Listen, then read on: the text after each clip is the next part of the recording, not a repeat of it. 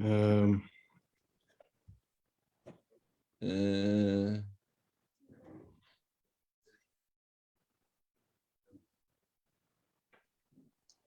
what do we like to sing? Hold on. Uh-oh, we're live. Hold on. What do we like to sing? Hold on. Uh-oh, we're live. Hold on.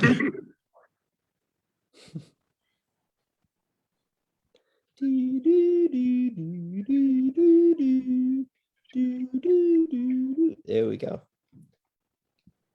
Good. Good. Oh, you want to say it today? No. Oh my God. Aki solo yeshev zar. Good. It's on gallery. Good morning, good afternoon, good evening, and good following morning. This is AMA number 73. I am with my co-host, the lovable bad boy, Rabbi Avi Baumel. Bad boy? That's right. I'm the sweetest. Today is October, help me out, Avi. 21st. 21st, year of our Lord, 2021. How are you today, Avi? 15th day of Cheshvan. Got to call out. It's 15th day of the second month of the Tetvav, a little Tetvav Cheshvan action. 5,782, baby. 5782. Good man. I'm doing great. What's new? What's new in the Avi universe? I tell you, it's amazing how influenced we are by the weather. When I came last week and it was raining and it was just like, everyone was just down. And now it's been beautiful the last few days. We'll go for a walk. People are smiling. People are slightly less down. Slightly less. There's less sad. I didn't mention that today we have a very special guest. And for the first time, we have three of us. We're all the same age. Right. You, me, and our wonderful guest, the director and co-founder of JRoots, Tzvi Sperber, are all the same age, pretty much. Okay, we can travel down memory lane. We can sing. But Avi, I was going to say, you said it's amazing how we are affected by the weather. And if you're a supervillain from Marvel Comics, you can actually affect the weather yourself, not only be affected. Fair enough. Let's see who's in the box. Hello, Ryan Kaplan from the dungeon. Hello, Ryan. Benji Lovett. What chapter of Jonathan's life do we get to hear about this week? The early days, my troubled youth. Sita. Hi, Sita. And hi, my dad is watching. Hi, Jerry. Hello, Jerry. Rabbi Avi, tell my dad how many rabbis do I know? I tell you, Jerry, this boy, he's such nachas. Such nachas you have. He knows so many rabbis. And if you know a lot of rabbis, you must be a good Jew. Hello, Linda Craw. That's very true. The more rabbis you know, the better Jew. I'm drinking from my metal straw because I don't know. All these things we didn't know as kids, Avi. Carbonated things, bad for the teeth enamel, tooth enamel. Did you know? I did not know that. Very important. Very important. Hello, Eva Rogala. Hello from Warsaw, from Warszawa, and Linda coming to us from New York, but really Toronto. Very good to see everybody. So, Rabbi Avi, exciting news. We got you a new apartment. Woo! I tell you, it was a dark time after having to leave my old apartment and then being in this kind of like no man's land, although obviously the JCC has provided for me, but to have my own place, I feel like back to my, sorry? Like an adult? Yeah, it's just hard living out of bags and suitcases and, going back and forth. I want a certain sense of stability. And you and Seb really came to the plate and hit a homer for me. So thank you. Max also was helpful with that. Yeah. Hello, yeah. Shelly from Jerusalem. It was good seeing you last week at JRoots. Oh, we got the JRoots crowd. Nice. Crowd. We got Saul Schachter. And we have apologies from Jeffrey Rolad, who called me earlier and said he's flying, he'll have to watch us later. There are certain things you expect, and one of them is to see Jeffrey Rolad there with Saul and Benji. So it's going to be a hard one to get through today. Life, death, taxes. Saul, Benji, and Jeffrey. These are the things that we're certain of. Exciting news at the JCC. Besides your apartment, Clementina's back. Woo! Clementina, our tallest fellow yet. I tell you, that lady, she is tall. She is definitely wonderful. She came as an intern in 2000, I want to say 15 or 16. And she was helping with a lot of stuff, the bicycle ride. She became a great part of the JCC. And then she went to university. And her dream was to come and be a JDC Entwine fellow at JCC Krakow. And dreams do come true, everybody. Clementina is back. Yeah, it's really great having Clementina. Ryan, correct. Thank you, Ryan. 2017. But yeah, Clementina is an amazing story from Poland, Polish Jewish woman, went to America, studied, just graduated college from Cleveland, and is now back here and is going to help us with communications. And unlike the other fellows, she actually speaks Polish, which gives her a certain advantage, and she can help with programming and dealing with the seniors and with the kids. And there's a lot of stuff that Clementina is gonna be able to do, and we couldn't be happier having her back in Krakow. What have you been up to this week, Jonathan, other than running this amazing institution? It's been a lot of yelling at people, I have to say. Decent amount of yelling this week. How do you feel about that? Some browbeating, some stern looks, some of it for show. I admittedly, of course, deep down, I'm a very jolly, happy person, but I can't always show my jolly, happy side to the staff. Got to keep them in line a little bit, especially, I'm going to let everybody in on a secret. I hope nobody from the team is watching. Always a little bit before my trips, I like to, give a little bit of a kick before I go away somewhere. Then they sort of, I'm sure they're going to behave themselves where I'm gone. This is what happens when you put somebody in charge of something with no experience and no managerial experience. I figured it all out by myself. Law of the jungle. It's like, this is my Lord of the Flies managerial strategy. Well, you should be very proud of yourself. So dressing down people is the strategy. That's all part of the master plan. Well, first of all, everything is part of the master plan, but I want to talk a little bit about, I am going next week to the United States. So we got to make sure everybody behaves themselves when I'm away. Well, fear not, because I will be here to you're leaving before I'm leaving. To physically sit in your seat. You're leaving before I'm leaving, Avi. I'm returning before you're coming back. That's true. That is also. So I will take the reins in that chair. The one clever thing I know how to say. At least give me that one. That's a good one. Thank you. But I am going next week to Los Angeles for a few days. And then I will go I've never done this before. I will fly to San Francisco for one meeting. And then from San Francisco, I will fly to New York for a week. That's not bad. Yeah. Only 3. Usually you go to 10 cities in one trip. Gotta keep it, these days it's not too safe to fly around too much. So just fly a little bit. I'm actually flying this time. I'm obsessed with all the minutia of all the flying. And usually, of course, as a Star Alliance person, I am always flying via Germany or Warsaw, or straight from Krakow, as I talked about. This time I'm going actually KLM Air France. So if anybody from Air France is listening, any of those bad things I may have said over the years about Air France, just kidding. People of France, the French are good at many things. Certainly flying, getting planes on time and not losing luggage. They're excellent at it. So we'll see about that. I'm very excited to it'll be fun to go and see people. Unfortunately, Kasha not going with me this trip on my own, which means that I won't have to actually eat anything for 2 weeks, which will be fun for me, just bananas. Great. Yeah. Are you going to be speaking anywhere, or are you just having private meetings? I am speaking, Rabbi Avi. I will be speaking at Ikar, the synagogue in Los Angeles, the sort of progressive, very cool synagogue in Los Angeles. That's Rabbi Sharon Brous. Those of you at home watching probably have heard of, know about Rabbi Sharon Brous, who's an amazing, inspirational rabbi, just like we have here in Krakow, Rabbi Avi. but she's Aw. very involved. I would say that really one of those rabbis that is always at the forefront of social justice issues. So that's, and it's a pretty cool synagogue that they have, a whole cool vibe they have going there, and they're coming on the bicycle ride.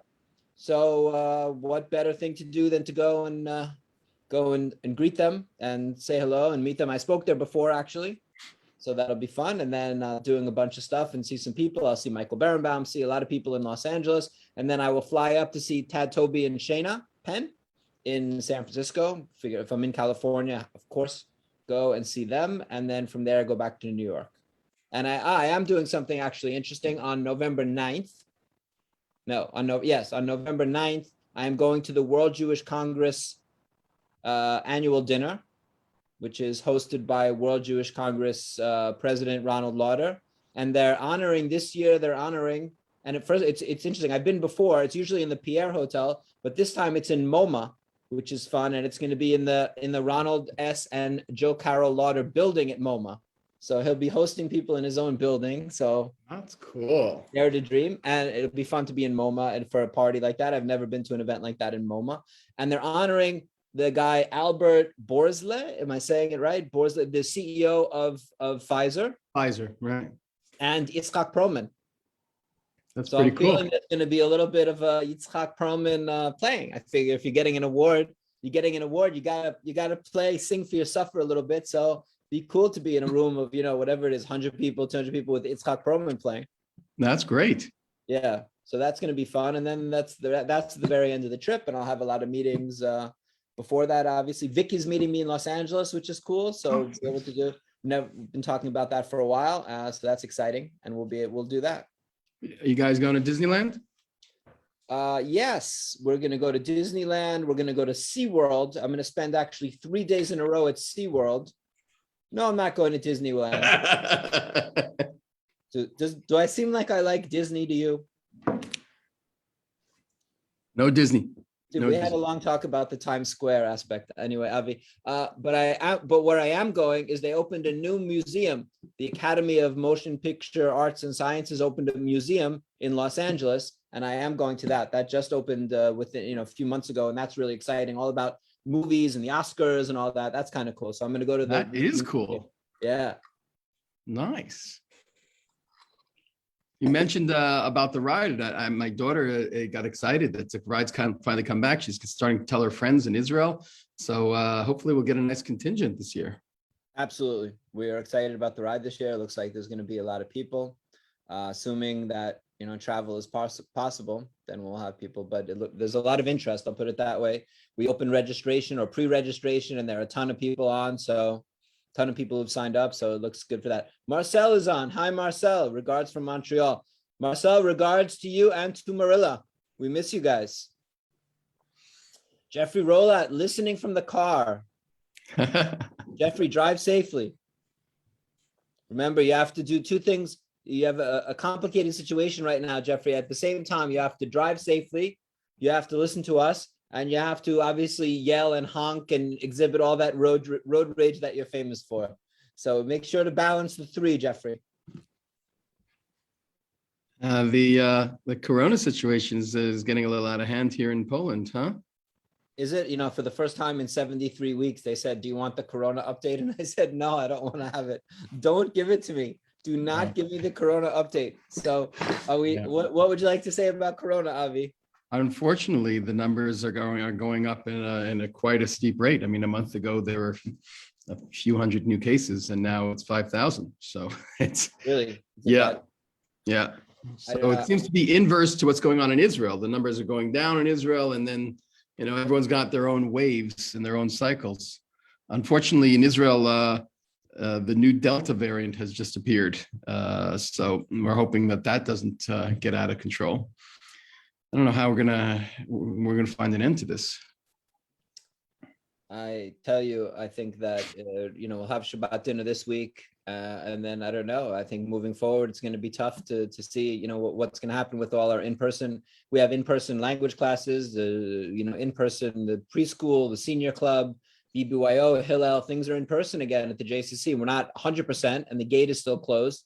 And we're only letting people in that are vaccinated. But once you start talking about different variants, and then then it's not, the vaccination helps, obviously, and everybody should go get vaccinated, but it's not automatic that if you're vaccinated, you're not going to get sick, or more importantly, even pass it on to someone else. Well, I really appreciate the policy of the JCC of being absolutely 100% strict, no tolerance for anyone who's not vaccinated. I don't understand people who are not getting vaccinated. Can you please, Jonathan, explain to me why people are not getting vaccinated? There are many inexplicable things in the world, Avi. Evangelical Christians supporting the Antichrist, Donald Trump, people not getting vaccinated, the popularity of the McRib, many things confuse me, Avi. I'm a simple man. All we do is wait and pray for there to be vaccinations. And I hear a story about my dad when he was a kid with this one had polio and this one had this. And I grew up in a world without that because of vaccinations. So suddenly everybody is such an expert. And if the vaccine hasn't been tried out, studied this long and that long or something, trust the science, get yourself vaccinated. Avi, let us bring our guest in today. Looking forward to it.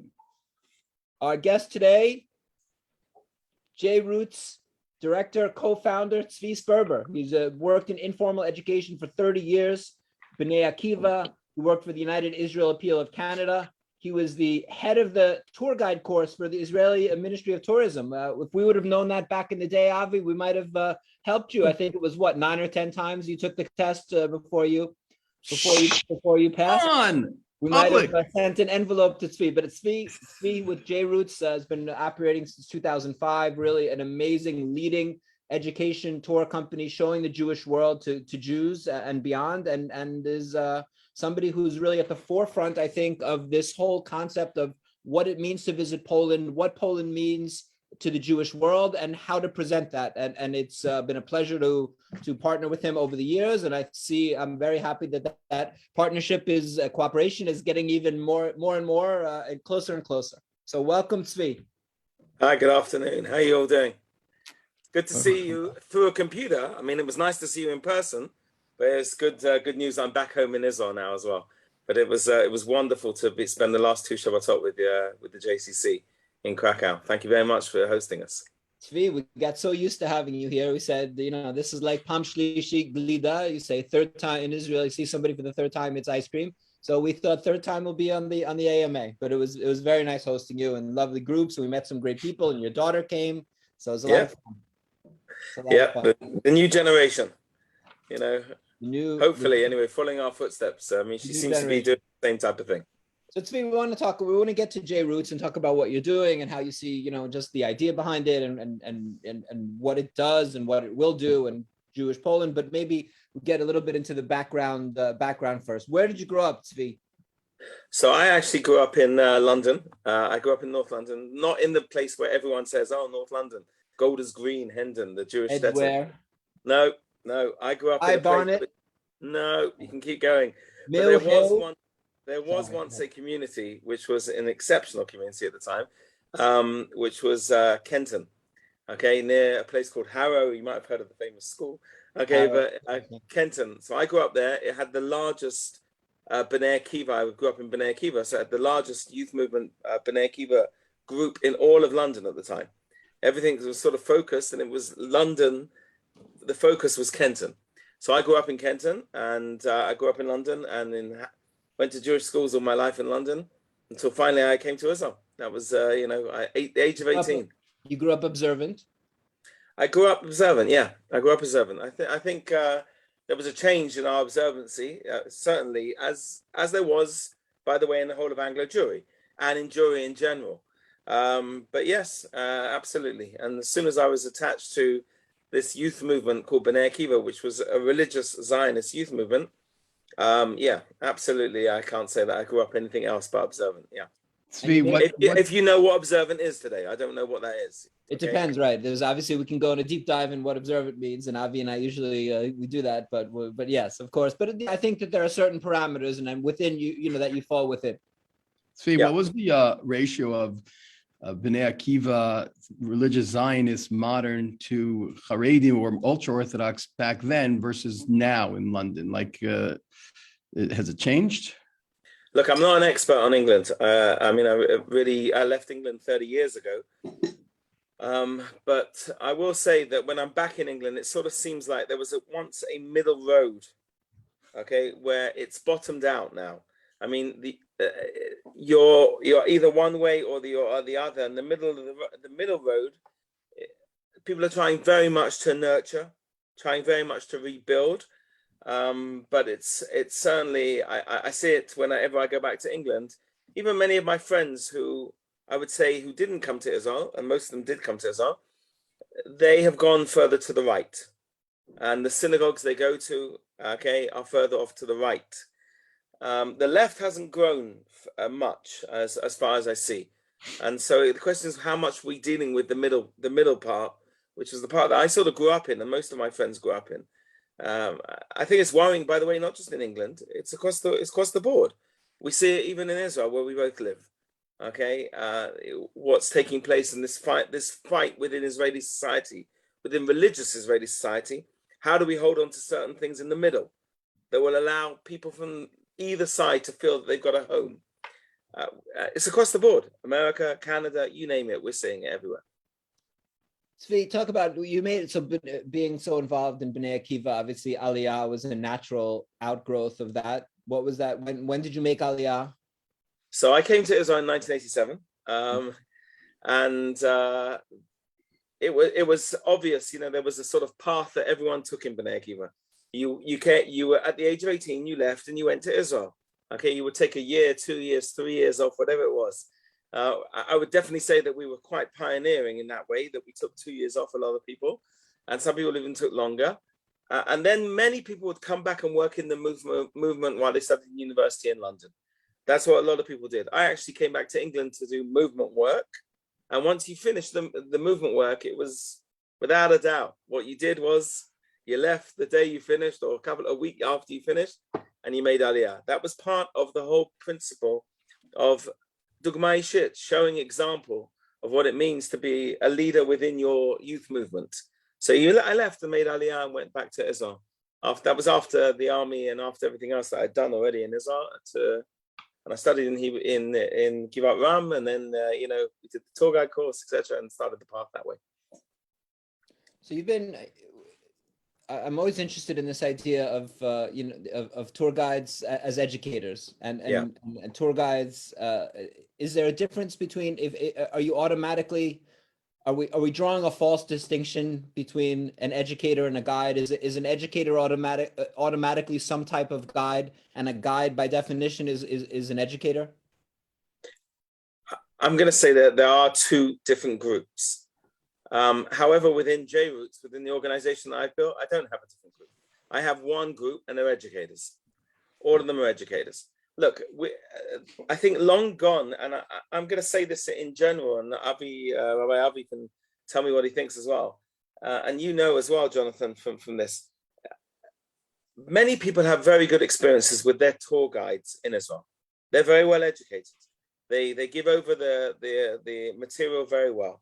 The question is, a tour guide deals just with the history or the site itself.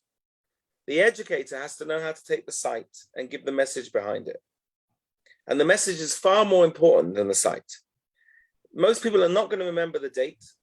They may remember a little bit here, there, whatever it may be, but they will remember messages behind places.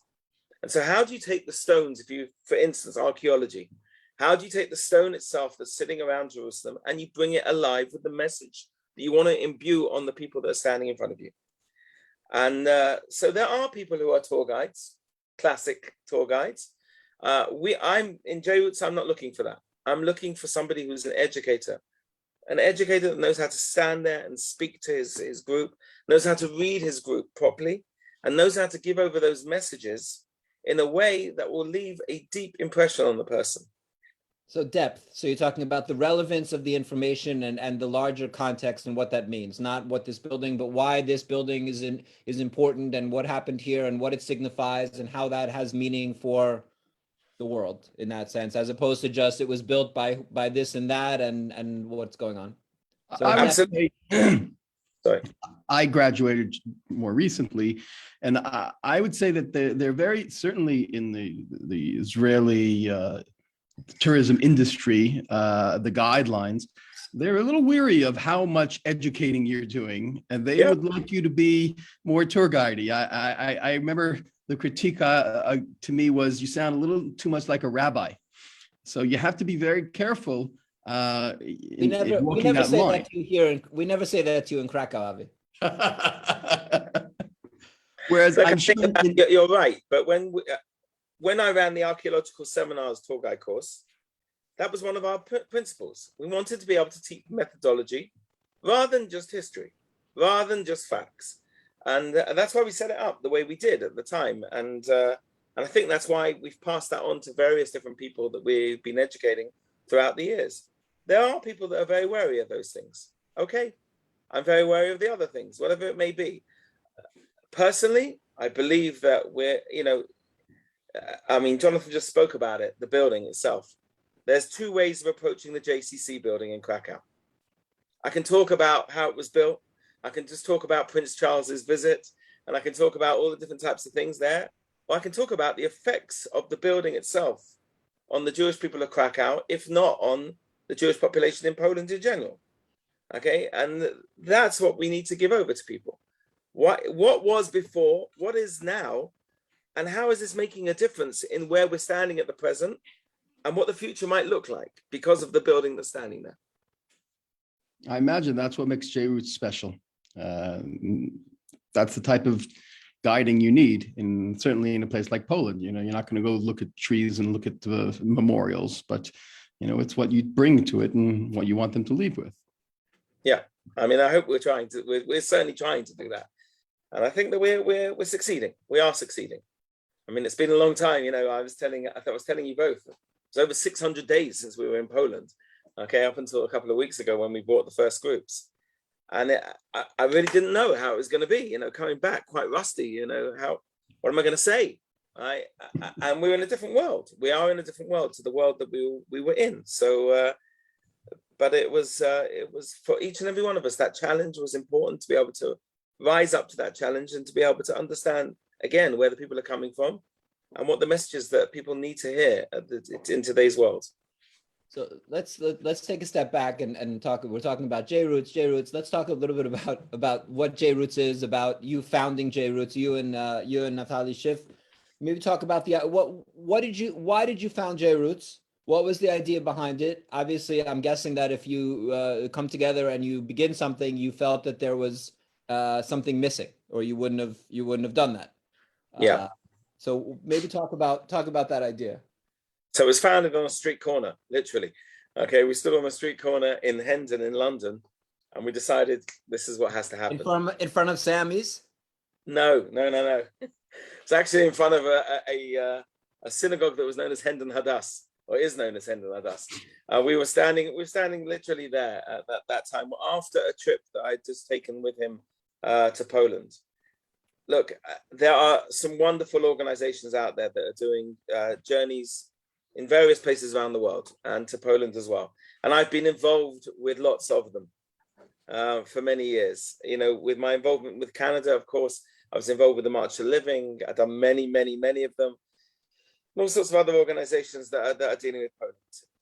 Why did we want to start JRoots, and what was the reason behind it? Was a calling, I think, in our generation. The world that we live in today, and I think, you see this all the time, but the world that we live in today, people are less interested to walk into a synagogue than they maybe once were. Okay, if we always saw the people on the outside, Rosh Hashanah, Yom Kippur, synagogues used to be full inside, but outside used to have more people. Now, even outside, there are lesser people because they're just not coming. And JCCs are finding hard as well with numbers. And we spoke about it last week about putting the J back into certain organizations. And I think that one of the things that we realized that was on the up all the time, though, was the concept of travel. And so let's now build an organization that can take the classroom outside. that within the parameters of what people want to be able to do, they want to be able to travel. So let's now travel without taking them into the synagogue and without hitting them hard on Jewish ideas inside a building, which is unfortunately many times very stagnant, okay, and doesn't allow a person to breathe and doesn't allow a person to be themselves very often. But we wanted to be able to build a unique idea that would be able to allow a person to go on his journey. Nobody in JRoots, for instance, comes on a trip. There's no such concept as a trip. They're on a journey, just like I'm on a journey every time I come to Poland or Morocco or Portugal or Spain or any of the other places that we go to. It's a journey. I want people, and this is the reason that we did it, to write their own page in the book of Jewish history or in the place where they are now. What page are you going to leave behind? And I felt there was nothing like that at the present, that present. That was number one. Number two is there were many people who were doing, as I said, very good journeys to Poland. And I'm not knocking any one of them. But there was a piece that was really missing for me. And when I'm with my groups, I say to them, if I could come to Poland and just deal with life that there was before, okay, and the life today, I would. But the fact is that you have to deal with the component of the Holocaust, of what took place here. You can't just take that out and, that's it. To teach people that we're Jewish, not because of the Holocaust, and that was what was being given over by very many people, but in spite of the Shoah. Okay, and that really was why we started JRoots. It's in spite of the Shoah. It's not because of it. Okay, but that's part of who we are. It's part of our DNA. There's nothing we can do about it. Much of Israel is built on the shoulders of those people who came out of the Holocaust and different things that happened beforehand in Poland and in Russia and other places. Can't forget any of that, okay? And we need to build off those things. But you need this to be a fuller picture that people will say, you know what? I want to be part of this. And your choice of, so Poland, Morocco, Spain, and Portugal. So you're focusing. Just some. We got more of them. Where else? So we're in Germany. Okay, we've done France, we've done Holland, Greece. I've taken a Jewish tour to India. But so all of those that you mentioned, except for France, are places that had a much exponentially larger Jewish community and now has some sort of Jewish life that's much reduced, except for France, which is a different type of Jewish community, obviously, where the French Jews are from, as opposed to where they were from pre-war, but still has a sizable community. So is the idea of saying that, you're trying to give people access and show them what the Jewish world was like in places that are important places to the Jewish world, but that might not have such large Jewish populations today? Yeah, absolutely. Like, you go to Ukraine, Lithuania, wherever else it may be, Belarus, you see the same issues. Look, I'm not under any misconception. What we have today in Israel or in other Jewish communities is way, way greater and way, way more incredible than what we had, even in the Jewish communities that were there at the time. I really believe that. I believe we're living in a world where we're the most privileged Jewish generation ever to have lived. Amen. Okay, incredible. As Avram Joshua Heschel says, we're part of the greatest experiment of the Jewish people in the last 2,000 years, and we are. It's incredible to be part of that. What was, though, in various places is an inspiration to us. And I think we need to be able to take those things, that inspiration that we have in various places, and utilize the power of what there was. Just giving one example, to stand in Yeshivat Chachmei Lublin, okay, the great yeshiva that stood in Lublin, possibly at the time, and again, I don't want to say what is the greatest, but from my perspective, possibly the greatest building that stood in pre-war Poland at the time, with what it was wanting to be able to achieve. It's just an incredible inspiration. Now, katonti ledaber, I'm too small to speak there. Okay, as I've never been able to get into that building if it was around. I don't know enough Talmud, and I don't know enough, Jewish law, and I'm not a rabbi, and whatever else it may be. However, I have to take the inspiration of what was there and then say, okay, now where does that fit into who I am today? How can I take what was there and build on me today? What do I take these things to make a better me? So I'm taking from the various places where, unfortunately, there's not a Jewish there's no, the Holocaust came and changed world Jewish history completely. Rabbi Avi's grandfather was studied at the yeshiva Chachmei Lublin. No? Are you serious?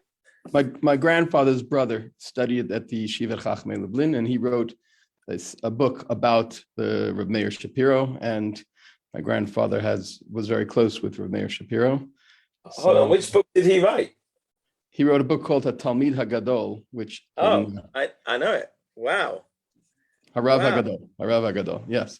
So I grew up with those stories of Lublin and what it's like and what was going on there and the personalities, and yeah, it was quite moving for me to go back a few years ago and to be in the same building. And I, like you say, it's all gone, but the memories are still there, and they are inspiring to try to build something similar in the different venues of where we are in the world. So yeah, pretty cool. Absolutely. I mean, it's very inspiring. I think that each and every one of us that have been lucky enough to do these journeys, and I do believe, by the way, it's a must for every Jew. I do believe that, and it's a must for every Jew to go back to the certain places like Poland and follow the footsteps of the Jewish people. Okay, people who know their past, understand where they're standing in the present, and they will be part of the future. It's not just about knowing the future. It's understanding that they will be part of that future. Okay, and I think we're able to do that in places like Poland itself. So talk about that a little bit, Tzvi. Why is it obviously so important for you that Jews visit? I know you're operating in many countries, but I think that it's safe to say that one of the absolute main focuses of JRoots are trips to Poland. Yeah, without a doubt. Why is that? Look, from the Holocaust perspective, of course, it has everything in Poland. Everything took place in Poland, and let me stop you for a second, Tzvi, and just jumping right there. What do we need? Why do we need to study the Holocaust? In other words, what are the lessons? And I'm interested just because this is something that we focus on a lot. We started Holocaust Survivor Day to focus on the survivors. This is something that I'm constantly talking about, and we take it as a given sometimes in the Jewish world. Oh, we need to study the Holocaust without automatically unpacking that a little bit. And I'm interested to think why do you think that's so important? Number one, it's a major part of our history. It's the largest catastrophe that happened to the Jewish people. I mean, even though we've got, of course, the destruction of the Second Temple, where the Talmud speaks about the idea of the rivers turning red and the Mediterranean Sea turning purple with Jewish blood, okay? And we have, of course, the pogroms that took place in the Khmelnytsky pogroms and the Crusades, etc. But when it comes to the Holocaust, which is something which is really, what are we talking about? 2 generations back? It means a lot to each and every one of us. That's number one. We can touch those people. What's more crazy is what you just touched on. The Shoah itself, the Churban, the destruction of what took place in Europe, okay, and in various other places around, has decimated Jewish communities and what they wanted to be able to give to us. What they wanted, their legacies they wanted to pass on. So I ask myself, when I come to a place like Poland, what do I want to be able to make sure that happens? One of those things that I want to be able to do is ask people, can we fill the shoes, the void, okay, of what has taken place here? And how do we do that? So we do that with the sites that are there, if we're just going to speak about Holocaust at the moment. But more importantly, it's the gems that you just spoke about. There are people who have been living down the road to each and every one of us, okay, who are just diamonds, who have got an experience in life which none of us will ever, God willing, will ever be able to get anywhere near. But they've come out with different perspectives because of that. And those are the survivors who are able to pass on incredible, incredible life messages to people, to you and me. It doesn't matter how many times you hear them. Okay, the fact that you hear him and he says something, and of course, memories come back to people and memories get distorted, don't get me wrong. But that concept of a survivor is beyond anything. And that's why, for instance, JRoots has taken upon itself the idea of being able to really look after its survivors. We've done many films and we look after many survivors, just like you do in Krakow too.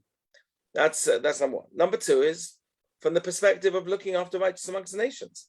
this idea of our responsibility within the world. You know, it says, "Lo alecha amlacha ligmor v'lo ata ben chorin le'batel mimena." It's not for you, okay, to do all the work, but you're not void from any responsibility. Our responsibility is also to be able to get as many of those stories and to be able to say thank you, okay, to those people who risked their lives when everyone told them that what they were doing was wrong and they did the right thing. And then you've got all the sites as well. The sites themselves could be used as a site. You know, I know that one of your questions is always why Auschwitz, but here you can take Auschwitz and you can go to Auschwitz and you can use the site as a historical place. Or you can pull out the concept of what it meant to live there day by day. The Mesirat Nefesh, this concept of the sacrifice of what it meant to be a Jew. The idea that everything can be taken from you apart from what's in here. That can never be taken from you.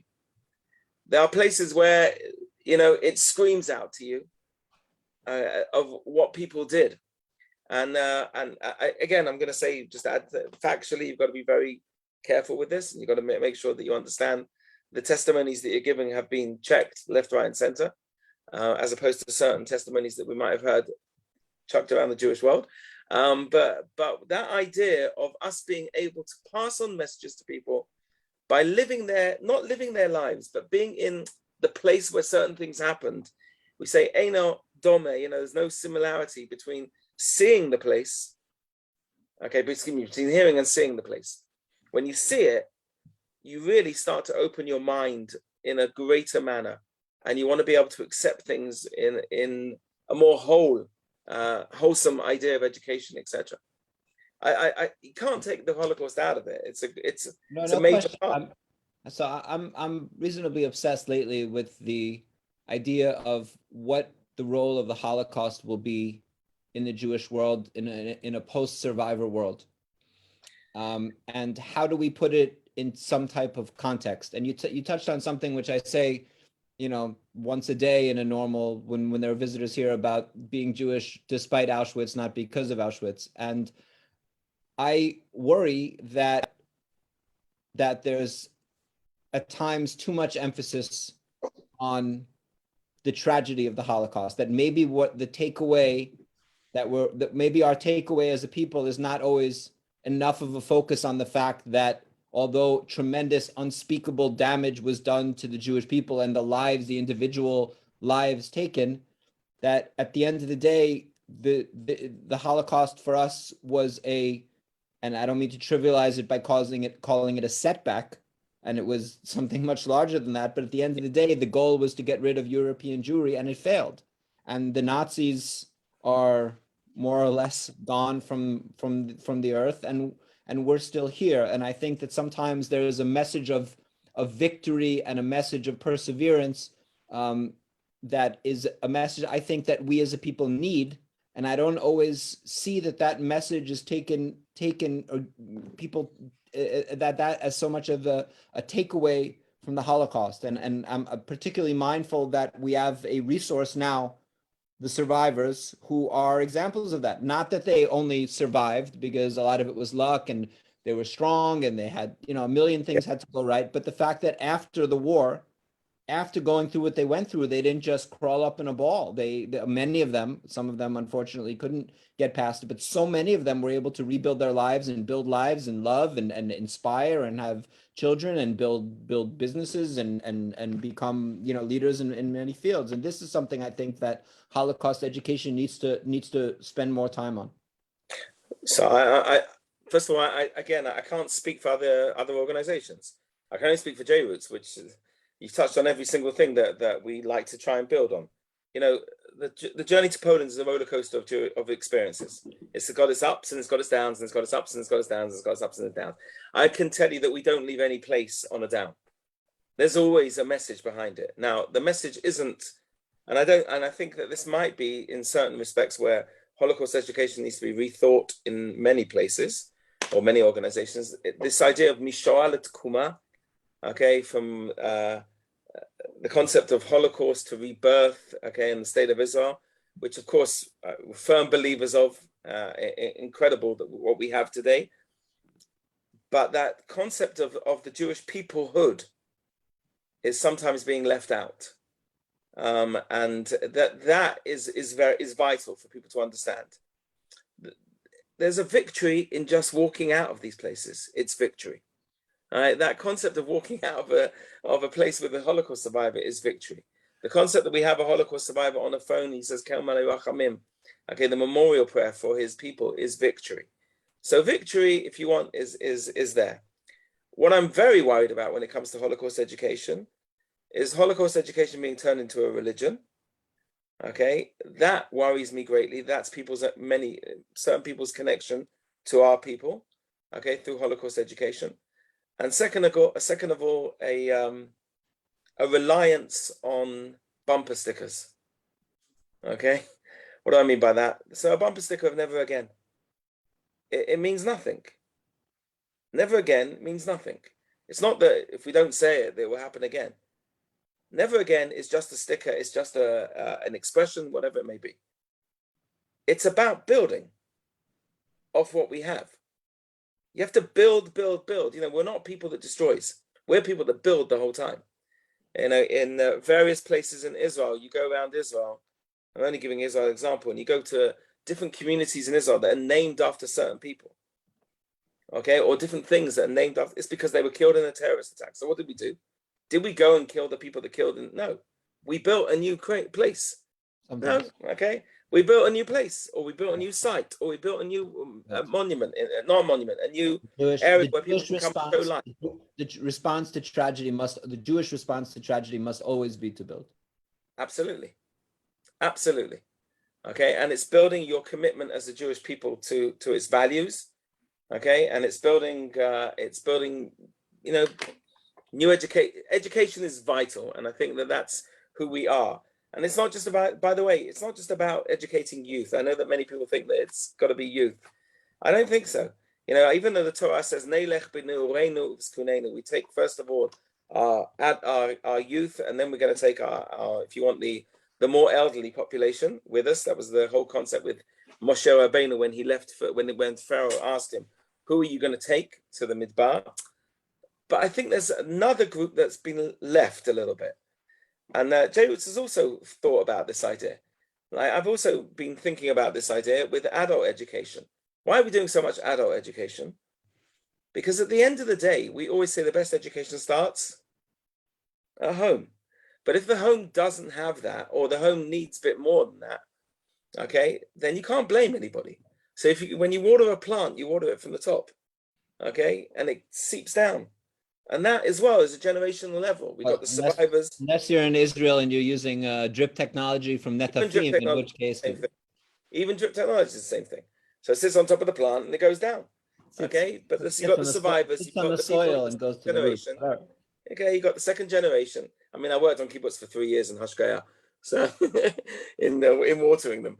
So you got you're a noinik. I'm a falachnik, as they would call it. Okay, and it's got to drip down as well, so that generation can blossom as well.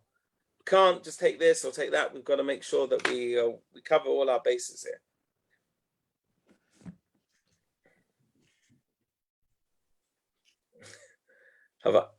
Is this the first time you actually haven't got to say?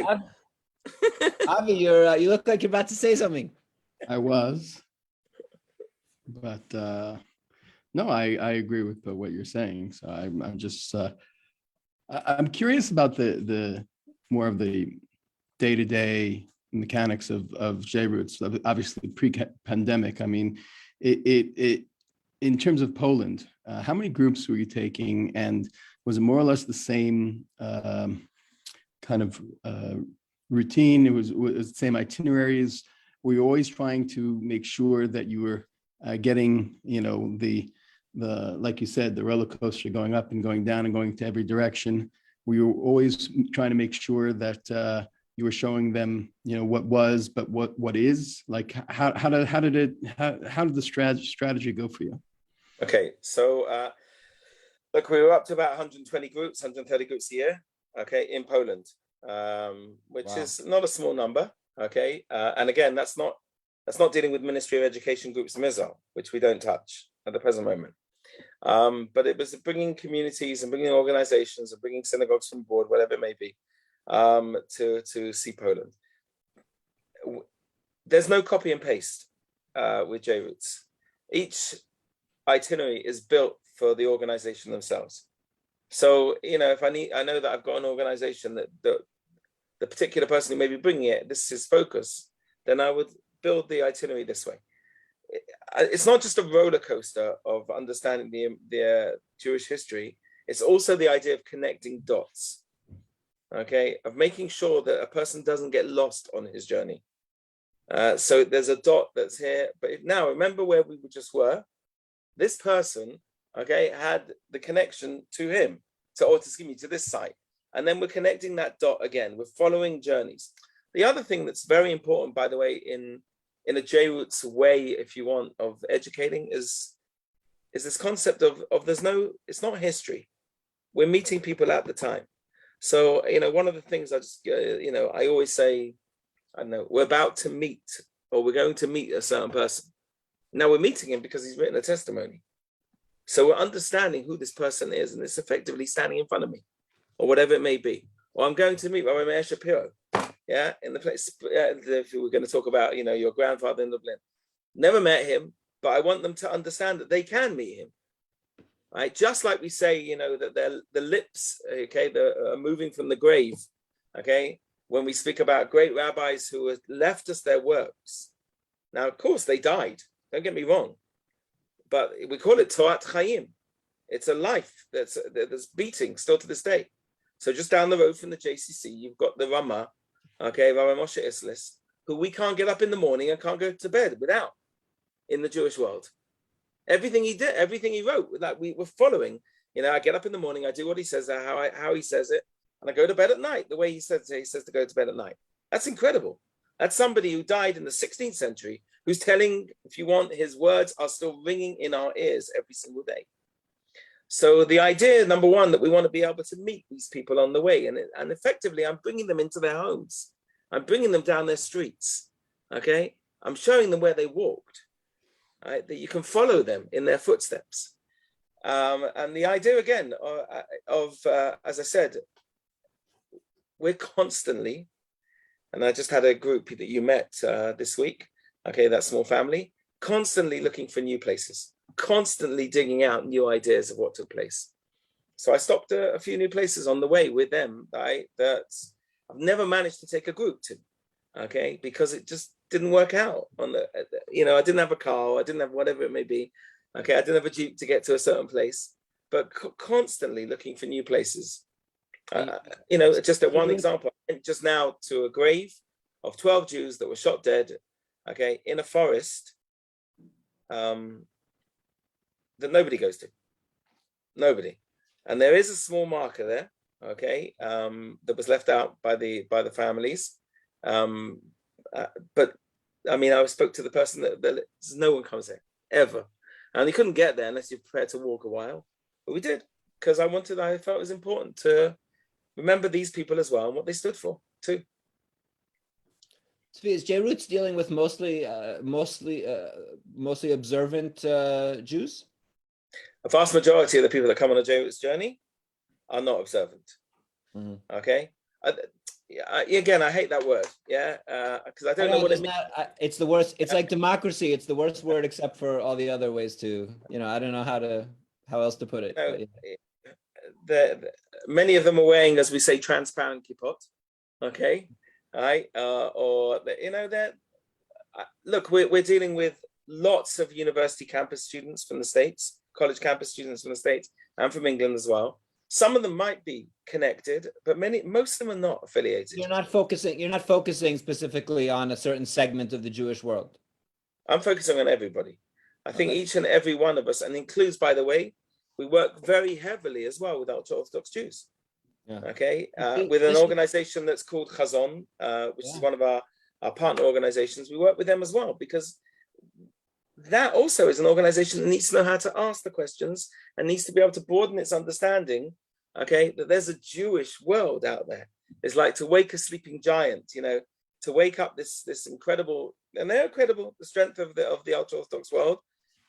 but to understand the responsibilities of each and every Jew to each and every Jew.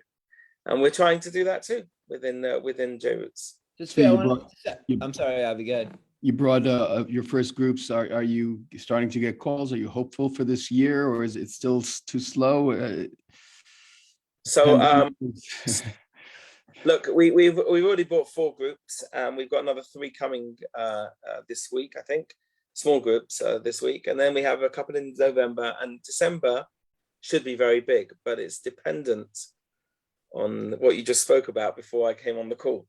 Okay, it's very worrying what's happening. Look, we're not, I think we spoke about how JRoots is in the post-COVID world. It's not post-COVID. No, we're in the midst of a pandemic that we don't know where this is going. Can I bring you back for a second just to the question, and I'm not observant or not, but do you see that, because you're dealing with a broad spectrum of the Jewish world that are coming to Poland, do you see that the ultra-Orthodox groups want to see something, and the more Kippah Sruga, modern Orthodox call it, as opposed to the more secular, are different groups coming to Poland and looking, did they want to find something else? In other words, are they maybe the more on the graves, the great rabbis who lived here for the ultra-Orthodox, as opposed to more of the Holocaust or less of the Holocaust? Can you draw any generalizations like that, or not really? Look, you've got to balance everything. I think if you go like, even let's just pick Yad Vashem. 20 years ago in Yad Vashem, you saw very few people who would consider themselves, if you want to label them, as the Haredi Jewish community that were going there.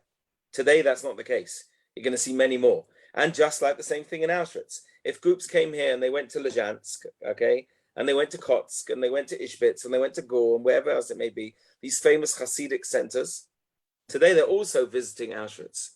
Okay, so I think that there's the only thing that we're talking about is balancing the amount that they want to be able to do, but they want to see a small picture of everything. Okay, I'm not going to tell you the ultra-Orthodox Jews, all of them want to go into the temple in Krakow. Okay, but most of them do. They want to understand what the temple was. Okay, what did it stand for? What does it mean? Modernity in Judaism. How do I get challenged by that? And I think there's a lot of very interesting issues that are taking place. Some of our most moving, and I mean that, moving groups have been ultra-Orthodox Jews who have come back here. And all of a sudden their eyes have been open to incredible things, and they've also understood things about themselves much more because they're in a place like Poland. If I can just say something, like, yeah. People ask me why Poland, yeah, okay, or why would we bring a group to Poland? And I explain that there's 2 things that take place on the journey in Poland, like exceptional things. Number one is the mashal, this idea, of if you take a car in to get your wheels changed, you then have to have your wheels aligned so the car drives straight. Every time in our life, we need to be able to have that moment to be able to go back on that straight and narrow. We need it. Poland does that to a person, number one. And number two, what it does to a person is it teaches a person it's never too late to press the reset button. It's never too late. You can always press a reset button and say, you know what, I want to rethink who I am. I want to rethink what it means to be a Jew. I want to rethink my place in the Jewish world today. And it's got an incredible power. It really does. I mean, I know that I used to work right next to the Kotel HaMaravi, next to the Western Wall every day, and I used to pass the plaza every day. So, did it have the same power as a tourist who comes to the Western Wall once every blue moon, whatever it may be? Okay, obviously not. And so, for you that are living in Krakow, Jonathan. Okay, it's probably even, you walk the streets of Krakow every day, you're in Poland every day. And so that power, which you felt probably when you came here originally 20 years ago, Mazel tov, okay, may wear off a little bit. But for people that come back to Poland and have that experience, there is an exceptional power in that place. Exceptional. Amen. So whoever wants to visit Poland, one of the best ways that you can do it is absolutely through Tzvi's wonderful company, JRoots. Thank you, Tzvi. A couple more questions before we let you go. Are you Team Latko or Team Hamantash? You're going to have to explain the question to me. I'm sorry. Are you a fan of Latka or Hamantash? You have to choose one. Am I a fan of Latka or Hamantashen? So I'm definitely a fan of Latka, not Hamantashen. Hamantashen, the poppy seeds, not good for me. Don't like them. There we go. And very important question, Tzvi. Shifting gears a little bit. What are your 3 favorite films? I'm gonna have to move off the Holocaust, yeah, for this. You'll have to. It could be The Pianist, Europa, and Schindler, but I'm hoping it's not. No. Okay. I think Shawshank Redemption. Okay. All right, without a doubt, that's an incredible movie. I'm gonna say Mission Impossible. Mission Impossible, interesting. And I don't know which one. Okay. And I'm a big James Bond fan. James Bond. Which, well, you got, if you're gonna, you can't just, that's like 27 films or something, or whatever. Yeah, I think I'm gonna go for it's hard to actually pick the one, but there are definitely some wrong answers here, but go ahead, Tzvi, no pressure. Which is your favorite James Bond film? The pressure shouldn't be this. The pressure should be my brother-in-law if he's listening to this, because he will murder me, right? If I mentioned the wrong James Bond film. You know what? I'm going to say that if even the new James Bond is very cool. Just go and see it. We have seen it. We have. I enjoyed it as well. JCC, listen, nothing more important than getting people up to speed. We took the whole JCC to see James Bond. Who's your favorite Bond? Sean Connery. Then you weren't going to pick one of the early. Connery is. I was going to. Goldfinger. Yeah, possibly it was yours. Goldfinger, those ones. Sean Connery, classic, good old Scottish guy, fantastic. Fair enough. Yeah, I'm with you on that. I'm with you on that one. But it's tough because the ones that you sort of see for the first when you're a kid in the theater have a certain resonate with you. So for me, there'll always be a soft spot for me with for Spy Who Loved Me. So what was the first film you saw in the movie theater? I think that's the first one I saw in the cinema, like when I was like 9 or 10. I think Spy Who Loved Me maybe is 1978, 77, 79, somewhere around there. I think that was the first one. But when I was a kid, I was obsessed with James Bond. Obsessed. Everything was 007. If I had a number, it was 007. I had a pet, it was named 007, everything. So I was obsessed when I was a kid with Radon and Tebby. Wow. I wanted to be Yoni Netanyahu. I was So, I used to run around my house with an umbrella with a string, pretending it was a gun. Okay. So cool. I tell you what, the 70s were very good for the name Jonathan, for Jonathan, because there were 2 amazing films or stories with that. One was, of course, Radon and Tebby, and the other, Rollerball with James Caan, where at the end of the movie, they're chanting, Jonathan, Jonathan, Jonathan. Yeah, got me on that one.